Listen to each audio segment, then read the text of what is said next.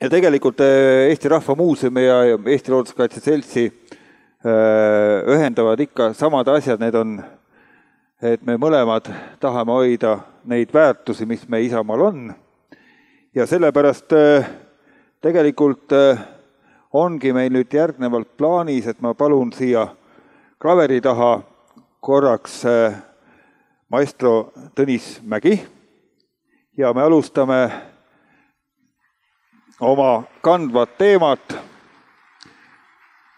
et Eestisse ehitatakse ainult sobivaid asju ja teine asi on see, et võib-olla selle sildi all siis taastub ka kena raudteeühendus Tartu ja Riia vahel ja saab paremaks ka Tartu ja Tallinna vaheline ühendus.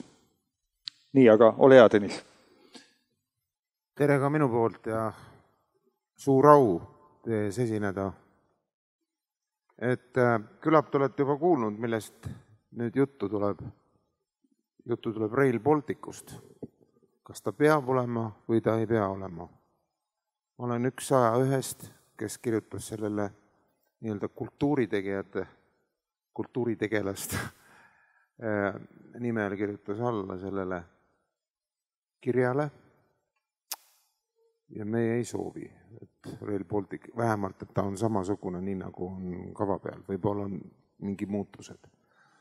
Aga mind juba pikemat aega teeb muret see, mis Eestis toimub.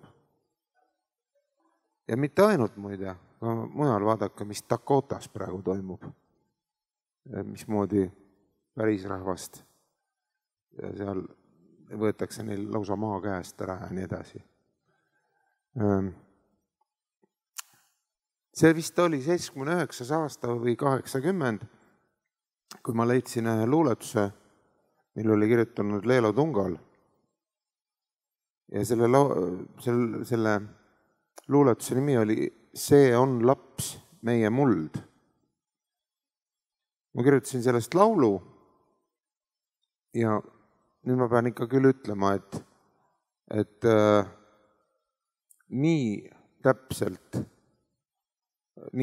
kui nüüdses ajas see laul pole mitte kunagi varem kõlanud.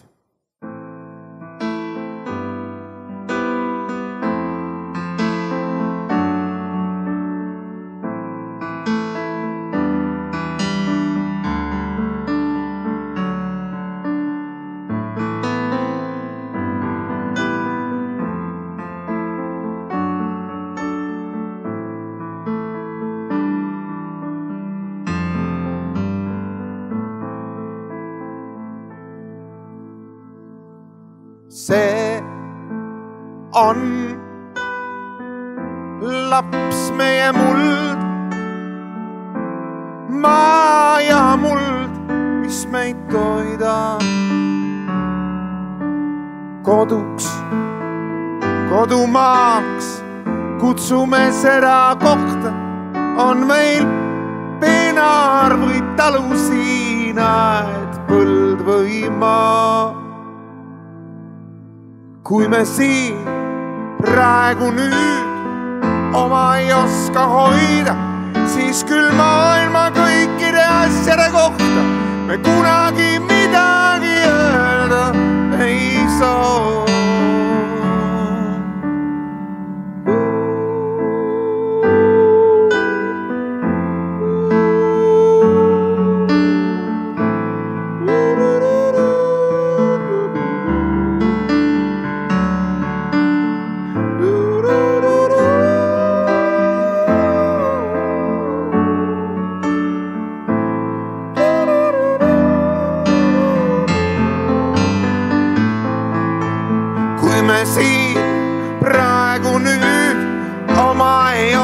Hoida, siis küll maailma kõikide asjade kohta me kunagi midagi öelda ei saa. Sest see on laps meie muld, maa ja muld, mis meid toidab.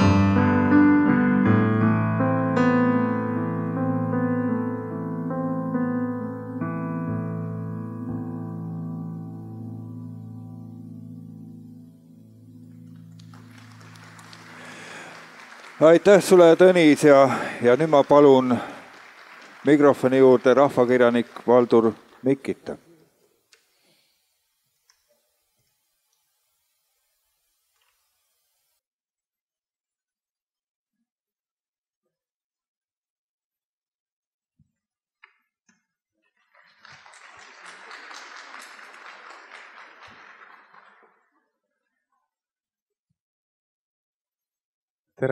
Tere!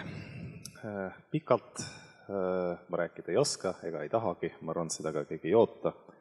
Aga kuna nii hea sissejuhatus on mulle tehtud, kummalisel kombel tuli mul meelde, et me saime umbes 2 nädalat tagasi kuskil raamatupoe trepi juures kokku ja üks kiire mõte, mida inimesed räägivad, kui üks sõidab eskalaatorist üles ja teine alla, siis oli see, et me peaks koos tegema ühe ürituse.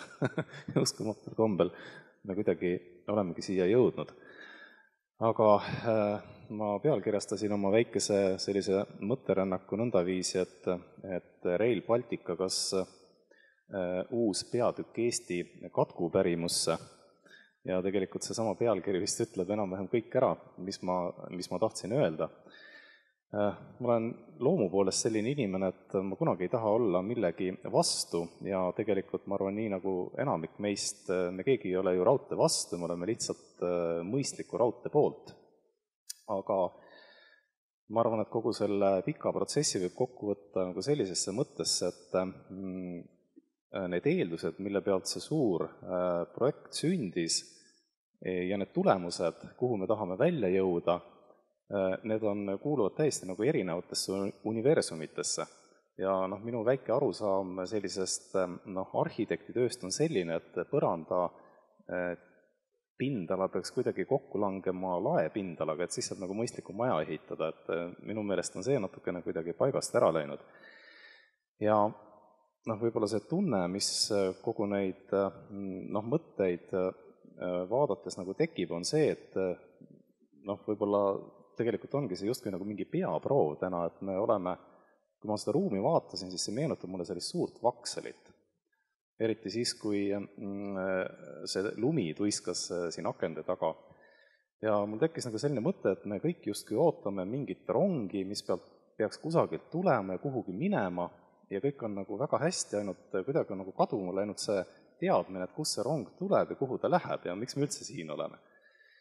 Ja võib-olla kui Tõnis Mägi korra viitas sellele, et mis toimub Dakotas, siis mul tuli lihtsalt meelde üks selline mõte, et kuna me oleme Eesti Rahva Muuseumis, siis aasta 1869 loomulikult ütleb igale eestlasele midagi.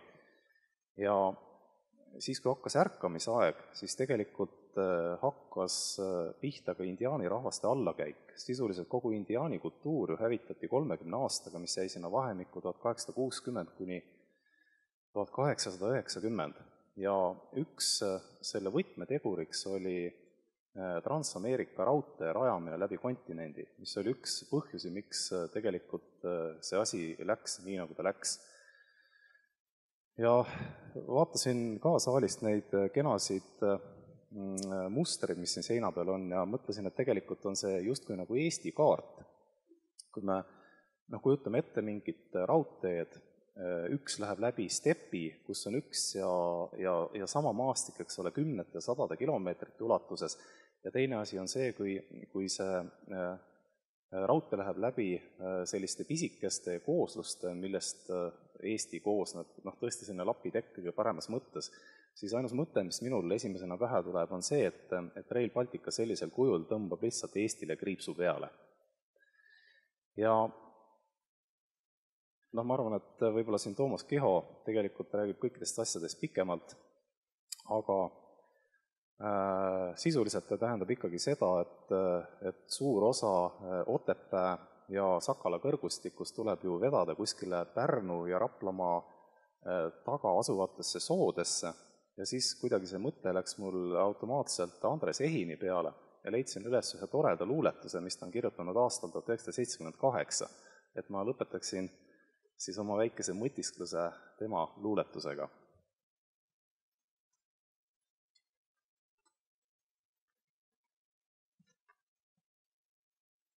Selle pealkiri on Leegion. me sammume, nimeks meil Leegion. Meil juhiks on peata kana. Ei küsita sellest, kas keegi on veata nooruk või veaga vana. Juht jutustab sellest, et silmapiir on käega katsutav peagi. Meie kuplis on kustunud viimane kiir, siht segane, teed me ei teagi. Oma rähmastest silmadest tahame just kanapimedust kõikjale kanda, siis õpetus sellest, et valge on must, palju lihtsam on edasi anda. Aasta 1978 ja kuidagi ka tänases ajas tundub prohvetlikuna. Aitäh kuulamast!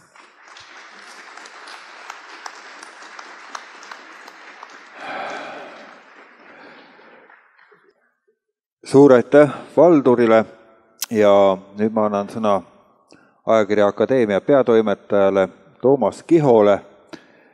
See oli pea aasta tagasi, kui Tallinnas Rahvusraamatukogus toimus Looduskaitse Seltsi jõulukonverents ja seal olid esinejad samad Valdur Mikita ja Toomas Kiho ja ka Toomase teema oli sama, et millist Rail Balticut me vajame.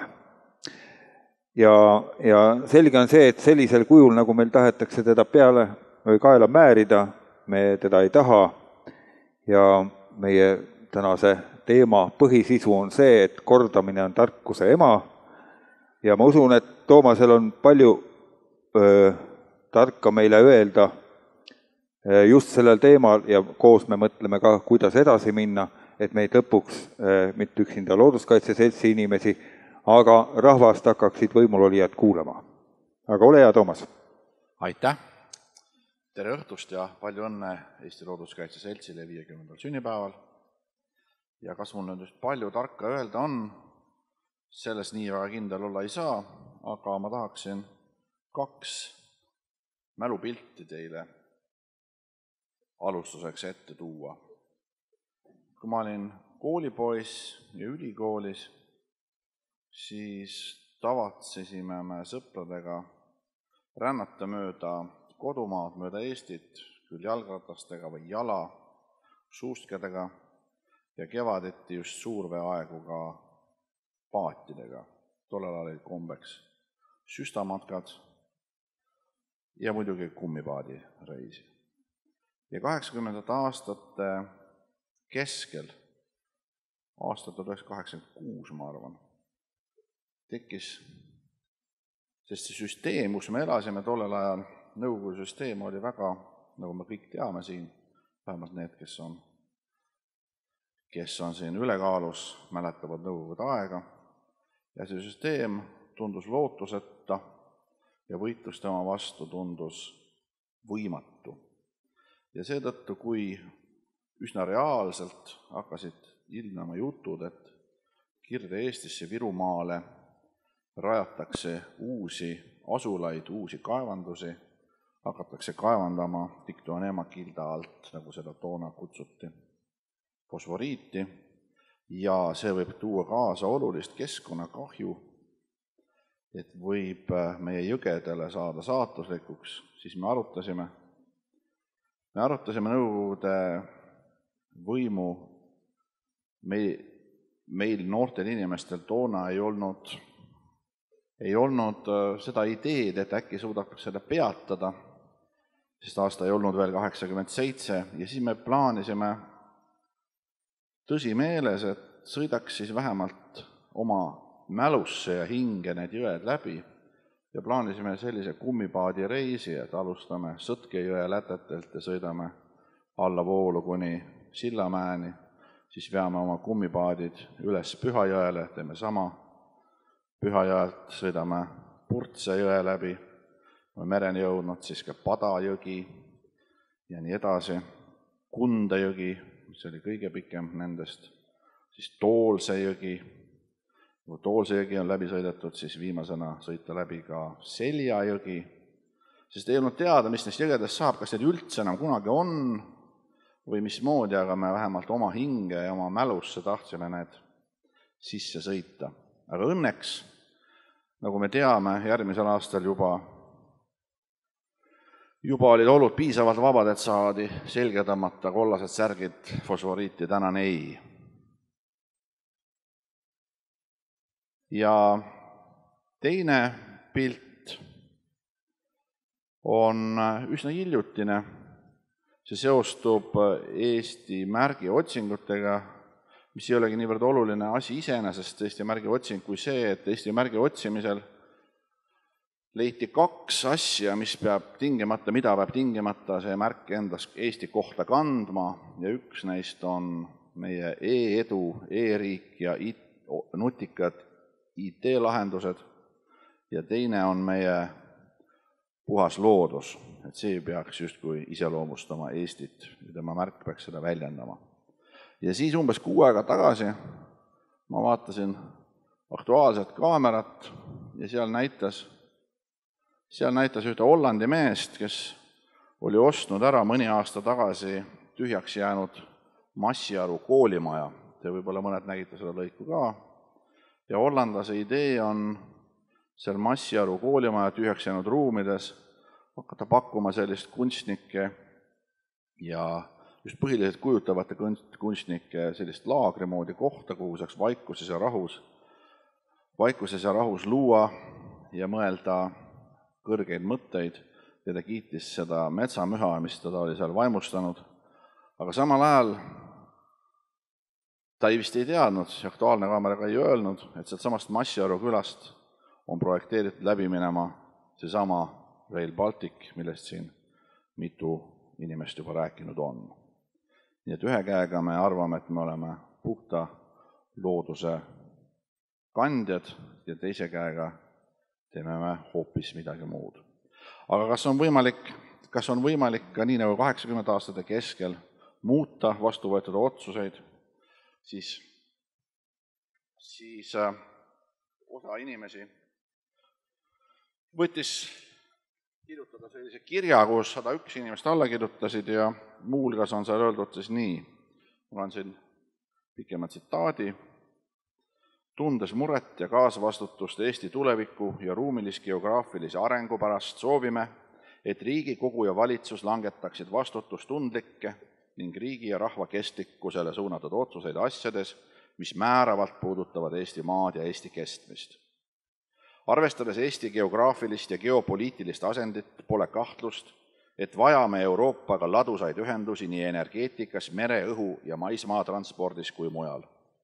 Seetõttu on mõistlik ka senisest palju parema raudteeühenduse loomine Kesk-Euroopaga ning võimalusel ka eurolaiusega raudtee pikendamine Eestisse läbi Baltikumi. Seda suurprojekti tunneme Rail Balticu nime all. Rail Baltic on kolossaalne projekt, mille teostamine ja toimivana hoidmine nõuab väga suuri ressursse ja mis tahes tahtmata muudab Eestis mõndagi. On selge, et niisugust projekti tohib ellu viia väga vastutustundlikult, kaaludes kõiki plusse ja miinuseid, mitte lihtsalt saada oleva euroraha kulutamise pärast. Praegu plaanitud ja reklaamitud kujul ellu viiduna seab Rail Baltic ohtu nii meie riigi sidusa ruumistruktuuri kui olemasoleva elukeskkonna. Avalikkuse ees on Rail Balticuga seoses seni rõhutatud 2 aspekti. Esiteks öeldakse, et sellest sünnib moodne ja kiire raudteeühendus Euroopaga, ja teiseks, et selle rajamine makstakse suures osas kinni Euroopa rahaga. Sellega piirdumine annab kogu projektist aga väära ettekujutuse. Tegelikkuses on Rail Baltic Eesti mõistes enneolematu koloss. Tegu ei ole kaugeltki mitte süütu ümbrusesse sulanduva tavapärase raudtee mõõtu rajatisega. Seetõttu on kahetsust väärt, et see, mida Rail Balticu ehitamine veel ja päriselt endaga kaasa võib tuua, on jäänud avalikust arutelust suuresti kõrvale. Kui vastuväiteid ka esitatud on, et pikemate vahemaade taha reisimiseks pole raudtee tänapäeval konkurentsivõimeline, et kaubavedude maht põhja-lõuna suunal, kaasa arvatud võimalik transiit, oleks tühine, et ka juba ehitamise ajal oleks Eesti riigieelarvest võetav osa ülemäära suur, lisaks sellele jääks tulevikus kogu taristu meie ülalpidamisele. Et euroraha kiirustades kulutamine tarbetu suurobjekti rajamiseks lihtsalt põhjusel, et see on saadaval, on lühinägelik. Et peaksime jääma käigus hoidma 2 peaaegu paralleelset raudteed Tallinna ja Pärnu vahel, lisaks Rail Balticule olemasolevat lähirongide tarvis. et uus raudtee, selle veerem, remondivõimekus ja muu oleks senise raudtee struktuuriga ühildamatu, et rajatav raudtee koos teenindusmaa ja mitme meetri kõrguste piirdetaradega lõhestab Eesti põhjarannalt kuni lõunapiirini enneolematu barrikaadiga, et Rail Baltic lõikab läbi inimeste liikumisteed, sulgeb kõik teed ja rajad. Suuremate teede puhul tuleb ületust korraldada viaduktidega, mida on vaja vähemalt 80. Et rajatav kunstlik vall saab ületamatuks tõkkeks loomade liikumisteedele ja see võib saada saatuslikuks asurkondadele mõlemal pool valli, eriti läänepoolses Eestis võib sattuda ohtu mõnegi loomaliigi püsimajäämine. Et ehitus tekitab enneolematu nõudluse meie liiva, kruusa ja paevarude järele, mis on kaugel ressursside mõistlikust ja säästlikust kasutamisest. Et ehitusmaterjalide hind nõudluse suurenedes kasvab ja tõstab selles ka muude tee-ehituste hinda kõikjal Eestis. Et uue raudtee ehitusega on võimalikud ehitusettevõtted hõivatud aastaid, mille jooksul mujal Eestis tee-ehitus ja remont paratamatult kannatab. Et uue trassi rajamine tähendab enneolematut maade võõrandamist ja kokkuostu. Et uue trassi ümbruses kaotab kinnisvara oma hinda, tekivad müra, reostus ja liikumisprobleemid. Et trass lõhestab välja kujunenud asustusstruktuuri ja maakasutust. Et pole analüüsitud, millist ruumilist mõju trass endaga kõige laiemal tasandil kaasa toob. Et ülikiirraudtee ehitamisel Eestisse pole mõtet, kuna Leedus ja Poolas on samal trassil äsja renoveeritud tavaline 120 km tunnis raudtee. Ja lõpuks on väidetud, et kogu Rail Balticu tasuvusuuringu teinud firma AECOM ega tema esindatud arvutused pole usaldusväärsed. Kuigi need vastuväited on esitatud, tundub, et avalikkusel lihtsalt ei ole olnud mahti veel Rail Balticu üle sügavamalt järele mõelda. Suurprojekti elluviimisele peaks eelnema ühiskondlik konsensus, praegu tundub asi edenevat aga ühiskondliku apaatia tõttu. Arutelu on jäänud soiku, kuna inimeste tähelepanu on hõivanud mitmed päevakajaliselt erutavad teemad, mille mõju Eesti tulevikule pole sugugi nii määrav kui planeeritav Rail Baltic, mis kavandatud kujul muudaks Eesti maastikku, väljakujunenud ruumistruktuuri ja elukeskkonda põhjalikult. Rohkem kui küsitav on Rail Balticu projekti säästlikkus ja praegu plaanitaval kujul kujuneks ta ühtlasi raskeks koormaks avaliku sektori eelarvele. Tuleb ka tõdeda, et sellel hiidvallil ei saa tihedat rongiliiklust kunagi olema. Kohalikke reisijaid siin vedada ei saa, sest peatusi pole, Berliini keegi rongiga sõitma ei hakka ning kaubavedude maht põhja-lõuna suunal pole märkimisväärne. Pole ühtki põhjust, miks üldse peaks tegu olema kiirraudteega, kuna Euroopasse sõit võtab ka ülikiirrongiga nii ebamõistlikult kaua aega. Ning kaubarongide kiirust pole ka praeguses Rail Balticu projektis kavas kasvatada suuremaks kui 120 km tunnis. Eesti rahva ja maa tuleviku nimel tuleb peatada Rail Balticu rajamine kavandatud kujul. Selle asemel tuleb kiire raudteeühendus Euroopaga sisse seada vastutustundlikumal ja säästlikumal viisil. Nimelt, kui meil juba on euroraha käeulatuses, et Eesti Euroopaga eurolaiuses raudteega ühendada, siis tuleks lihtsalt ehitada Tallinnast lõuna suunas minevad praegused raudteed ümber eurolaiuseks vajadusel 2 rööpmepaariga teeks. Tulemusena saame raudteeühenduse ligikaudu sama tulemusega, mis praegu kavandamisel olev Rail Baltic, ainult selle vahega, et ülikiirraudtee asemel oleks lihtsalt hea ja kiire ühendus. See ei lõhuks keskkonda, ei ammendaks maavaravaru, ei lõhuks inimestega loomade liikumisteid ja elupaiku, ei nõuaks lõviosa teede ehitus- ja hooldusrahast, ei vajaks hiiglaslikke maaoste ja konflikte omanikega, ei kahjustaks inimeste elukeskkonda ega vähendaks omandi väärtust, ei vajaks kõikide ristumiste 2-tasandiliseks ehitamist, oleks rentaabel, kuna senised peatused, teed ning toimivad ruumimustrid jääksid paika ja nii edasi. Lõpuks, kui meil juba peab olema 2 eri laiusega raudteed, siis oleks ka terve Eesti raudteevõrk loogiline. Ida- ja kagusuunas oleks laiarööpmeline raudtee, kuna lõuna suunas läheks siis Euroopas ja kitsam eurolaiusega tee.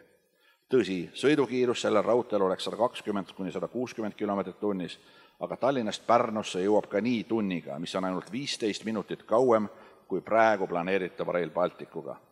Mille nimel siis hävitada nii paljut? Me soovime, et Eesti jääks maaks, mille eluruum moodustaks loomulikku terviku. Soovime, et Eestile oleksid tagatud ladusad ühendused Euroopaga, mis ei ohustaks ei Eesti inimestega loodust, ei ohustaks Eesti tulevikku ega jätaks unarule meie siseriigi raudteid, mille kaasajastamine pole vähem tähtis kui raudteeühenduse parandamine muu Euroopaga. Oleme veendunud, et praeguses faasis on hea tahtmise korral Rail Balticu projekti ja kontseptsiooni muutmine jätkuvalt võimalik. Terve mõistuse nimel tuleb praegused Rail Balticu arenduskavad ümber vaadata ning suurehitus- ja ettevalmistustöö, selleks taotletavad rahalised vahendid ja loodud ühisettevõtte Energia suunata ümber olemasolevate raudteede rekonstrueerimisele. Nüüd võib panna pildid ka peale. Sellise kirja avaldasime 30. septembril sellel aastal.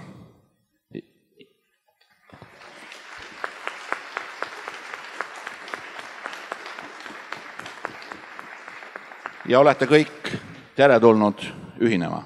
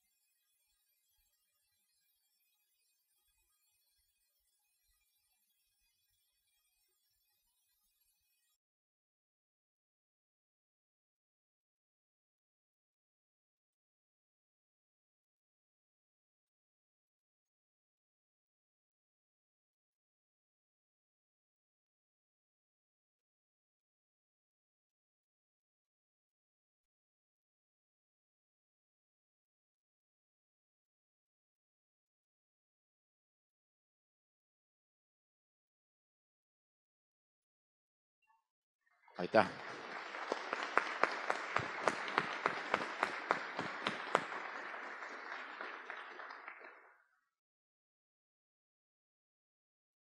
Nüüd sõna Jaanile tagasi. Jah, me selle pöördumise saatsime Looduskaitse Seltsi poolt koos Eesti Rooma klubiga Riigikogule ja esmane reaktsioon oli leige. Tõsi küll, täname Riigikogu keskkonnakomisjoni, kes sel teemal ikkagi võttis korraldada koos istumise, aga paraku oli kurbloolisus see, et seal kohal olnud Siim Kallas ja Majandusministeeriumi esindajad elasid nagu paralleelmaailmas, nad rääkisid teist lugu, ega asjalikku dialoogi kahjuks seal ei tekkinud. Nii et kordamine on tarkuse ema ja ma teen ettepaneku, et kutsume üles veel kord nii Riigikogu, valitsust, uut presidenti kui kogu Eesti rahvast jätkama tulemuseni, mis oleks konsensuslik ja rahuldaks kõiki looduse ja kultuuri inimesi, sellepärast et me oleme ju oma maa saanud hoiule oma lastelt. Meil ei ole õigust nii lihtsalt alla anda. Ja nüüd ma palun taas lavale Tõnis Mägi. Ja nüüd ma tean, kes meid suudab aidata.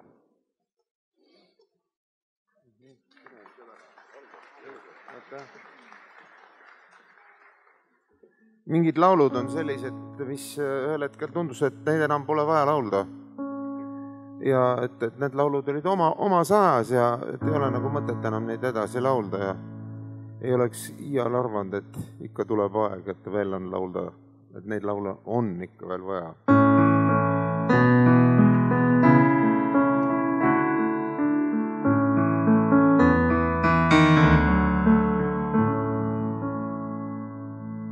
Looja hoia Maarjamaa ja andesta meile me vead. Looja kaitse Eesti maad, peod selleks palveks nüüd seal. Looja hoia hiiepuid, sest ladvad neil längu on maas. Looja kaitse kodutuid, korda nad ehk tulevad taas. Kirjas on aegade raamatus, õndsad on need, kes ei näe, uskudes, et see on saamatus. Kui keegi lööb, loon ja hoia Maarjamaad. Loon ja loodan, sest tean, milleks need ladvad on Kaarjamaad. Peod, mille palveks nüüd sean, et looja hoiaks Maarjamaad.